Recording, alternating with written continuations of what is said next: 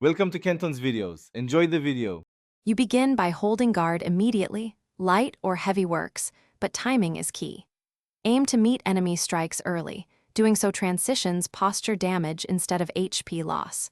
Once you can hold consistently, start releasing guard in the brief parry window to create a counter opportunity. Practice on fodder enemies until your muscle memory syncs with their attack rhythms. Make sure to watch enemy wind up and step timing. That anticipation is what separates safe blocks from punished attempts. Once you've nailed basic timing, add directional adjustments. Shift your block to face where the next hit will land, especially during multi-hit combos. This prevents stagger breaks and maintains posture pressure.